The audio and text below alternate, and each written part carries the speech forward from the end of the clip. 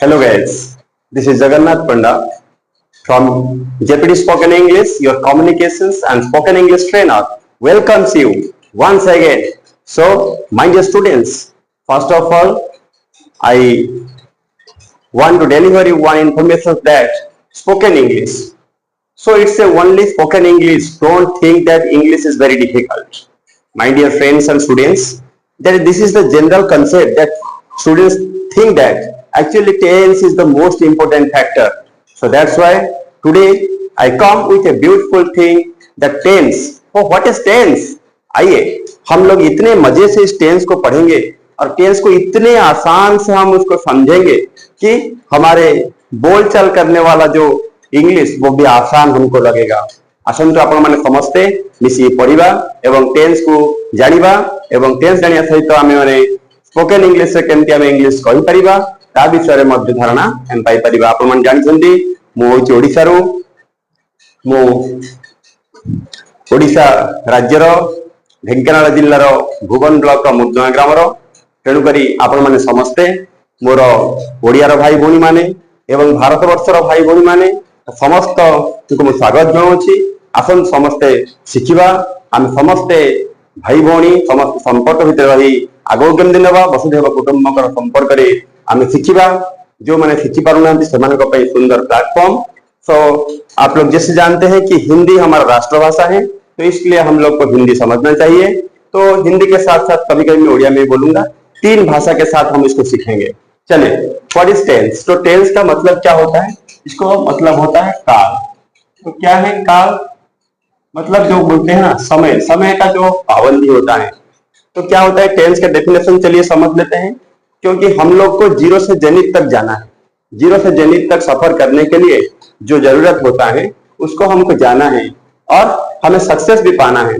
तो मतलब we have to speak in English. English is not a difficult thing. So actually we are making it difficult, but actually it is not difficult, so difficult. So please focus on these things. So before starting this topic, I want to give my channel JPT Spoken English. Please like and subscribe this channel, because for the upcoming videos which is going to be just upload in this channel, it is very drastical change and it will be bring so many success in your life. So my dear friends, please subscribe this channel and share this channel to your friends, and please don't skip and watch till end. Okay, thank you. So first of all, what is tense and what is definition? इसका definition समझते हैं। Tense मतलब क्या होता है? काल। जैसे कि हमारा तीन काल होता है। क्या होता है? प्रेजेंट, जो हम वर्तमान में जी रहे हैं वो प्रेजेंट है। तो वर्तमान से पहले जिसको हमने बीत चुका है वो पास्ट है। जो आने वाला काल है या आने वाला समय है उसको हम फ्यूचर कहते हैं। तो तीनों को हम कैसे समझते हैं? So what is tense? इसका डेफिनेशन यही कहता है। So tense is the verb form, okay, tense is the verb form which shows when and where the action has taken place. तो मतलब एक्शन कहां पर होता है? जहां एक्शन होता है उसी को हम टेंस कहते हैं। So actually there are three types of tense, okay, that is present tense, past tense and future tense. तो प्रेजेंट टेंस में कहते हैं वर्तमान काल, वर्तमान समय, पास्ट टेंस भूतकाल या अतीत समय, ओडिया रे कहते फ्यूचर टाइम, भविष्य समय। ठीक है, तो इसका मतलब है भविष्य समय। ठीक है। So on the basis of three tenses we have got four main categories of it. On the basis of three tenses, तीन टेंस के बेसिस को लेकर we have got four main categories. तो हमें कौन करछे? हमें तीनटा टेंस को चारि भाग रे विभक्त करछे। प्रत्येक टेंस को चारि भाग रे विभक्त करछे। सेगुडा कौन कौन क्या है? वो देयर, इंडेफिनाइट, और उसको भी हम सिंपल बोल सकते हैं। इंडेफिनाइट और सिंपल, कंटीन्यूअस और progressive, perfect and perfect continuous और परफेक्ट प्रोग्रेसिव। ठीक है, इतने आप समझ गए? तो मतलब जैसे देखिए इस उंगली में समझता हूं आप लोग को, तो ये हमारा चार उंगली है। चलिए ये चार उंगली से समझ लीजिए कि हमारा जो चार उंगली, इसमें एक दो तीन, मतलब प्रेजेंट, पास्ट, फ्यूचर। ठीक है, तो इस उंगली को हम पकड़ लेते हैं हमारा indefinite, and this is progressive, and this is perfect, and this is perfect progressive. ठीक है, तो ये जो क्या होता है ये हमारा सिंपल है, प्रेजेंट सिंपल बोल सकते हो, प्रेजेंट इंडेफिनिट बोल सकते हो। सो ये तुम्हारा प्रेजेंट प्रोग्रेसिव या फिर कंटिन्यूअस या प्रेजेंट परफेक्ट। ओके, ये दिस एंड ये होता है प्रेजेंट परफेक्ट प्रोग्रेसिव या फिर प्रेजेंट परफेक्ट कंटिन्यूअस। समझ गए? तो मतलब पूरा कितना हुआ, ये चार होता है, चार फॉर्म। टेंस कितना है, प्रेजेंट पास्ट फ्यूचर, ठीक है, ये तीनों 3 into 4 12, टोटल 12 स्ट्रक्चर को हमको समझना है। बस ये 12 स्ट्रक्चर को मैंने स्ट्रक्चर लिखा हूं और उसको आपको एक दो सेंटेंस के माध्यम से भी समझाऊंगा, कुछ बुलवाऊंगा भी आपको, तो आप लोग आसानी से उसको बोल पाएंगे। जब आप टेंस का माइंड में जब क्लियर हो जाएगा, जैसे कि आपके माइंड में कुछ कंटेंट नहीं है।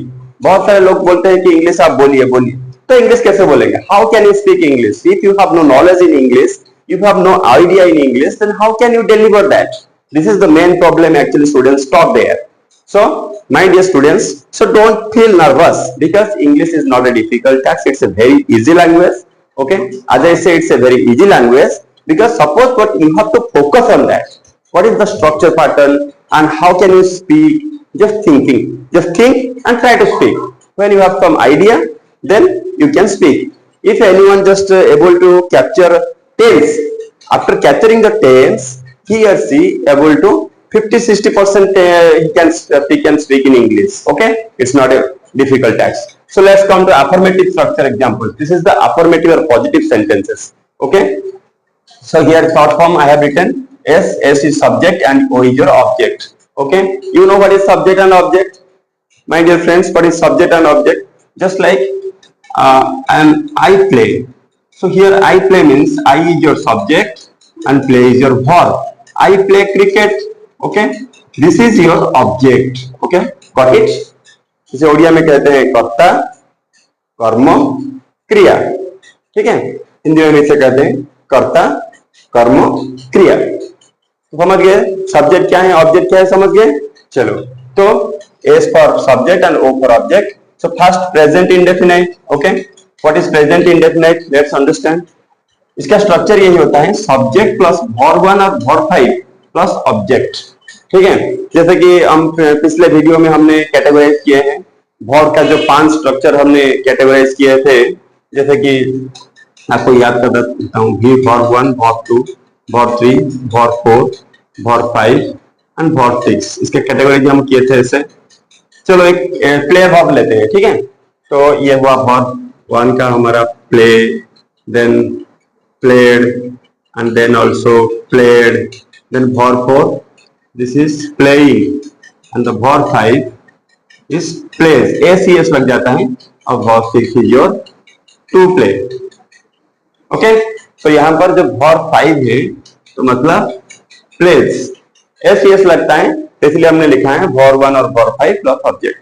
तो subject plus verb 1 plus subject plus verb 1 और वर्ब 5 प्लस ऑब्जेक्ट। जैसे कि हम सेंटेंस देखते हैं, या लिखा हूं मैं, आई प्ले क्रिकेट, मैं क्रिकेट खेलता हूं, मु क्रिकेट खेले, ठीक है जी। आई प्ले क्रिकेट, मैं क्रिकेट खेलता हूं। आई प्ले फुटबॉल, मैं फुटबॉल खेलता हूं।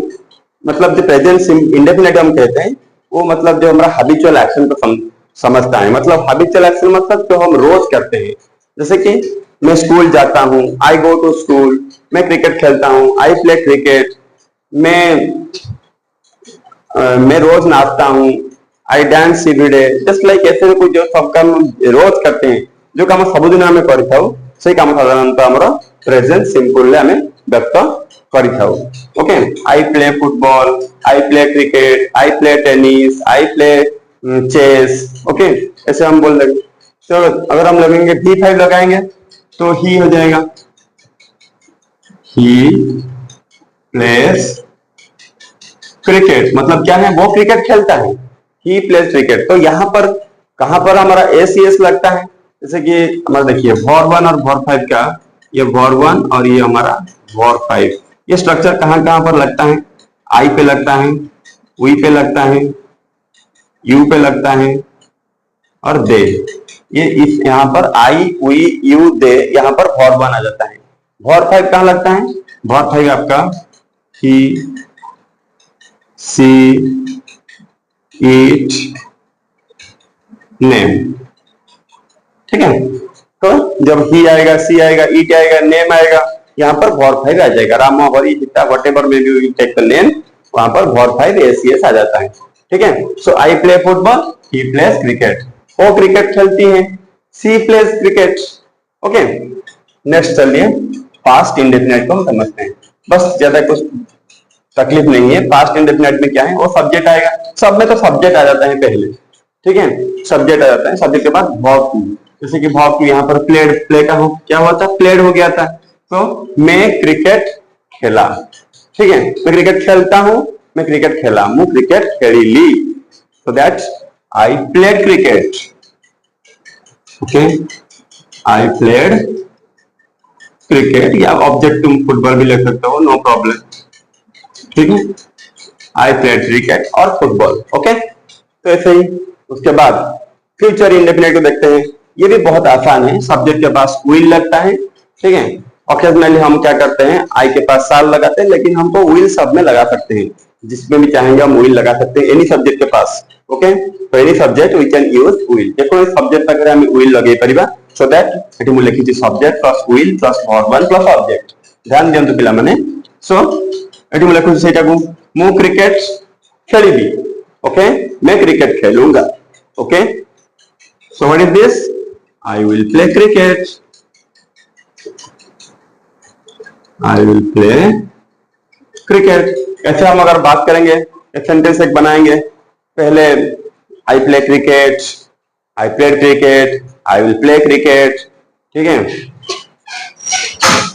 then the next one is our the present continuous form, which is a very crucial form to understand the topic. So what is the structure? First we have to understand what is the main topic of this structure. Present continuous, or it is called as the present progressive form.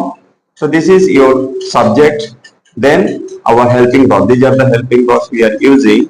That is, am, are plus verb ing, then our objects. So let's understand with the examples. आइए हम example से समझ लेते हैं।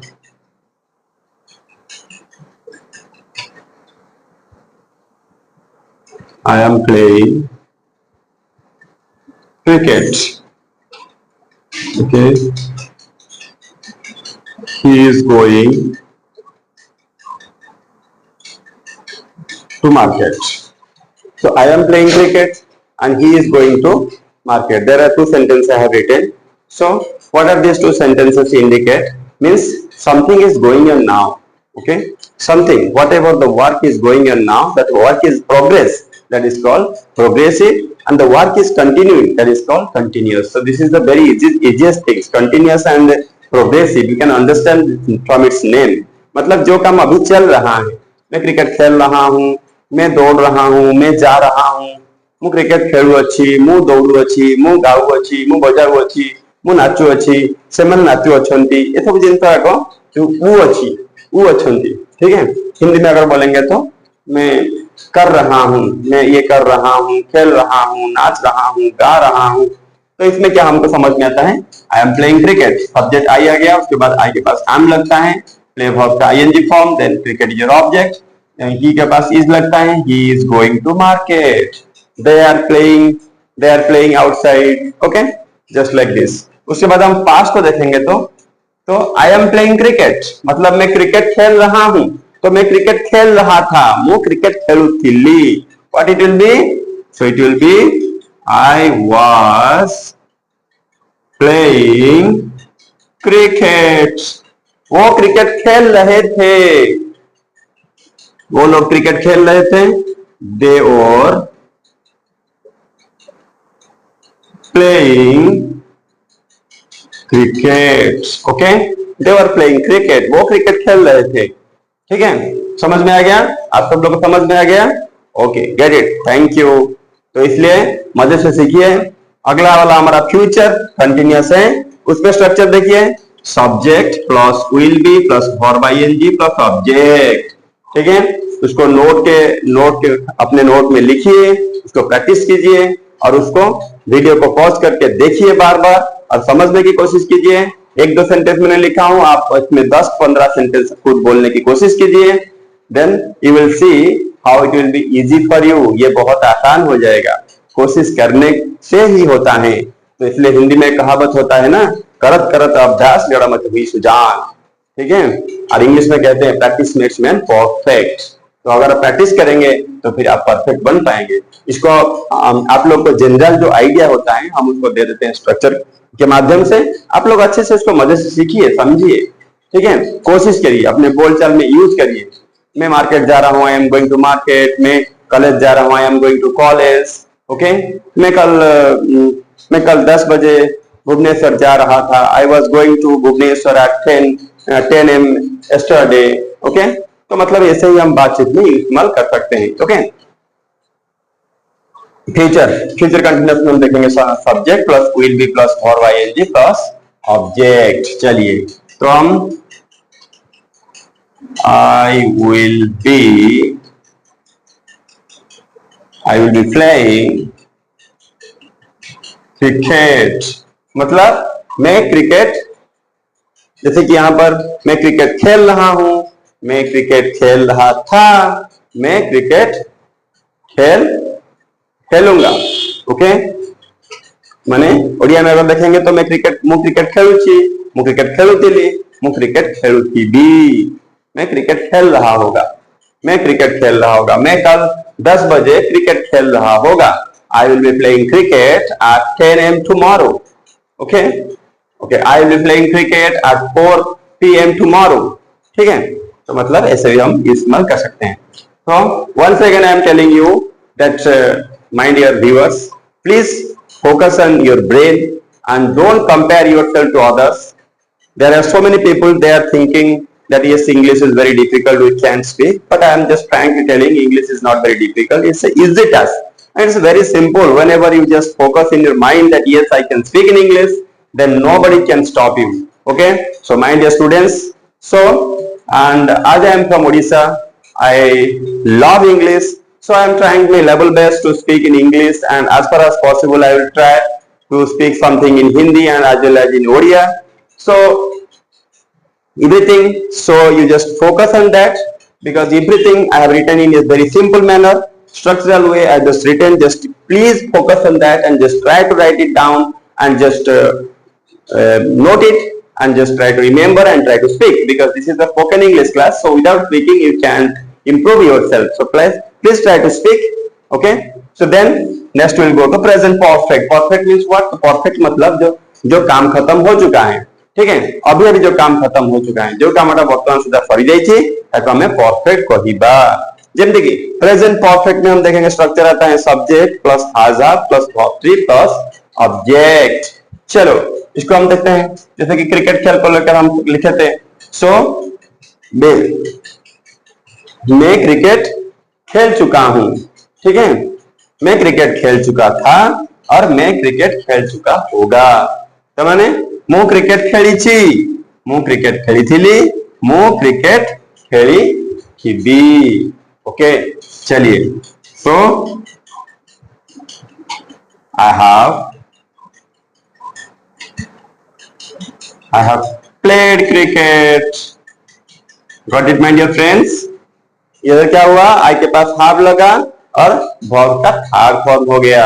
इधर I've written played is the third form of the verb, and also you have to remember some verb also.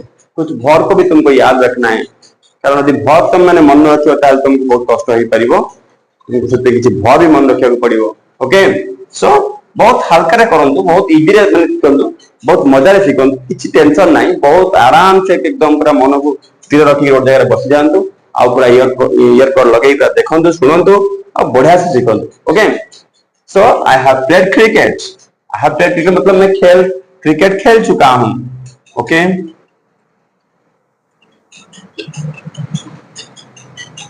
I had played cricket. तो मैं भी क्रिकेट खेल चुका था। I had played cricket मतलब मैं क्रिकेट खेल चुका था। ठीक है, क्रिकेट खेली थी, मु क्रिकेट खेली थी। So what it will be? I will have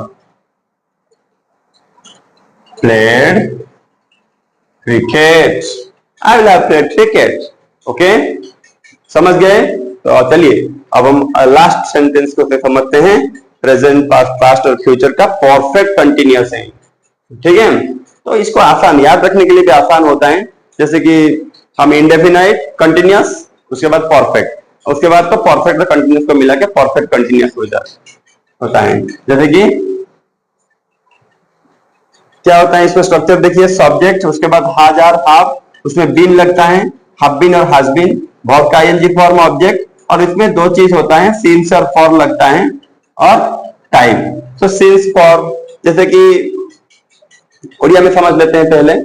Odia में मु जाई आसुअछि, तो मतलब जाने जीवा काम सर जाइछि, आसीवा काम चालू रहिछि।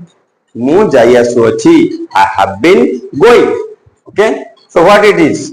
मु खेली आसुअछि, आई हैव बीन प्लेइंग। चलो, I have been playing since, I have been playing since 3 o'clock. Okay, तो देखिए I have been playing since 3 o'clock means मु 3टा बेलू खेली आसुअछि, मतलब मु 3टा बेलू खेल आरंभ करी वर्तमान सुधा खेली अछि। ता माने वर्तमान 5टा की 5:30 हेलानी कि 6टा हेलानी, फिर भी मु खेलुछि। इसका मतलब क्या समझता है? मैं खेल आ रहा हूं, मतलब मैं खेल आ रहा हूं, मतलब 3 बजे से मैं खेल चलता है, अभी तक भी चल रहा है। जो काम पिछले से कुछ समय से चल रहा है, अभी तक भी चल रहा है, तो मतलब वहां पर हम यूज करेंगे क्या? सिंस। और देखिए सिंस और फॉर का एक बहुत बड़ा कंसेप्ट है। तो सिंस और फॉर, तो सिंस कहां लगता है, फॉर कहां लगता है? देखिए, तो सिंस होता है मतलब पॉइंट ऑफ टाइम, ठीक है। सिंस को हम बोलेंगे point of time. Okay, for होता है period of time.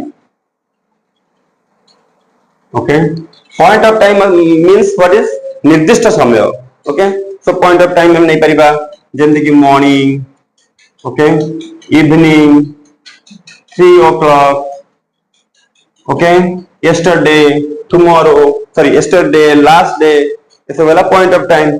Period of time means जेंति कि हमर हला 2 years, ओके, 5 years, 2 months, ये सब वाला हमारा पीरियड ऑफ टाइम। जैसे कि मैं एक सेंटेंस बोलूंगा कि मैं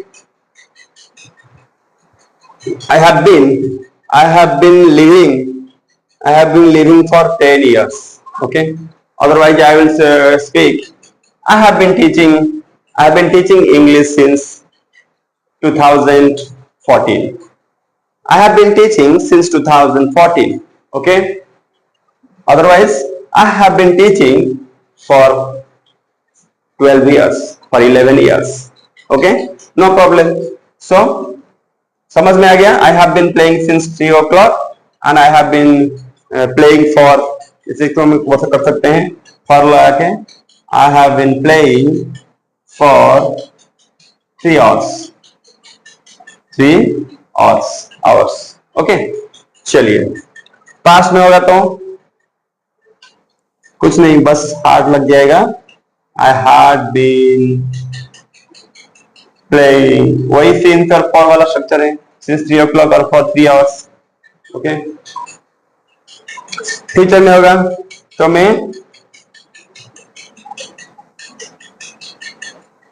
I will have been playing, ବୁଝିପାରିଲେ ସମସ୍ତେ? ଏଟା ହେଲା କଣ? ମୁଁ କ୍ରିକେଟ ଖେଳି ଆସୁଅଛି 3ଟା ବେଳୁ, ମୁଁ କ୍ରିକେଟ ଖେଳି ଆସୁଥିଲି 3ଟା ବେଳୁ, ମୁଁ କ୍ରିକେଟ ଖେଳି ଆସୁଥିବି ସେଇ 3ଟା ବେଳୁ नहीं परिबा।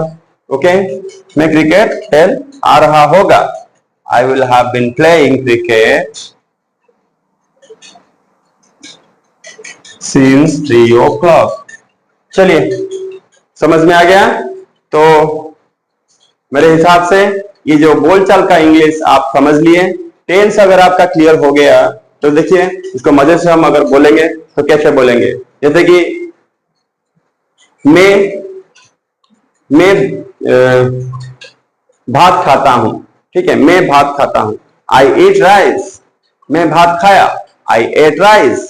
मैं भात खाऊंगा, I will eat rice. Okay, मैं भात खा रहा हूं, I am eating rice. मैं भात खा रहा था, I was eating rice. मैं भात खा रहा होगा, I will be eating rice. Okay, मैं भात खाया हूं. Okay, so I have eaten rice. ठीक है, मैं भात खा चुका हूं, so I had eaten rice. मैं भात खा चुका होगा, I will have eaten rice. फिर लास्ट सेंटेंस हम देखेंगे तो मैं भात खा के आ रहा हूं, I have been eating rice. मैं भात खा के आ रहा होगा, so I had been eating rice. और भात खा के so I will have been eating rice. मतलब कैसे कि देखिए स्ट्रक्चर को इसे हम अगर प्रैक्टिस करेंगे तो मतलब तो बहुत आसान हो जाएगा. तो इसीलिए ଯେମିତି କି ଧର ସିମ୍ପଲି ଆମେ ଓଡ଼ିଆରେ ମୁଁ କେତେ ସେଣ୍ଟେନ୍ସ କହୁଛି ଆପଣ ମାନେ ଲକ୍ଷ୍ୟ କରନ୍ତୁ. ମୁଁ ଯାଏ, I go, ମୁଁ ଯାଉଛି, I am going, ମୁଁ ଯାଇଛି, I have gone. ଆମେ এটা କଣ କରୁଛେ, ଆମେ ସାଧାରଣତଃ ଏଇ ଫର୍ମରେ ଶିଖିଥିଲେ, ବର୍ତ୍ତମାନ ଆମେ ତାକୁ ଟିକେ ଓଲଟା ଫର୍ମରେ ଶିଖିବା. ठीक है, ମୁଁ ଯାଏ, I go, ମୁଁ ଗଲି, I went, ମୁଁ ଯିବି, I will go. ठीक ଅଛି, ମୁଁ ଯାଉଛି, I am going, ମୁଁ ଯାଉଥିଲି, I was going, ମୁଁ ଯାଉଥିବି. Okay, I will be going. Perfect. Then ମୁଁ ଯାଇଛି, I have gone. ମୁଁ ଯାଇଥିଲି, I had gone. ମୁଁ ଯାଇଥିବି, I will have gone. Okay, ସେମିତି ମୁଁ ଯାଇ ଆସୁଅଛି, I will have been going. Okay, ମୁଁ ଯାଇ ଆସୁଥିଲି, sorry, I have been going. Okay, ମୁଁ ଯାଇ ଆସୁଥିଲି, I had been going. ମୁଁ ଯାଇ ଆସୁଥିବି, I will have been going. Okay, so these are the structure. Just simply just you have to practice. If you practice more and more, then it will be acquainted and you can speak better English. Okay, and mainly this is the English is needed to speak and to understand. Whenever just you will just try to study or cross to science at the time, it is most often needed that your teacher and your lecturer will teach you in English. At the time you will face some difficulties. So please focus on English, because whenever you will clear these things, you will be easily understand all these things. So thank you for watching this video, and I wish it made changes in your thought pattern and in your English pattern. So thank you for watching this video. Thank you. मजे से सीखते रहिए. Keep learning. Thank you.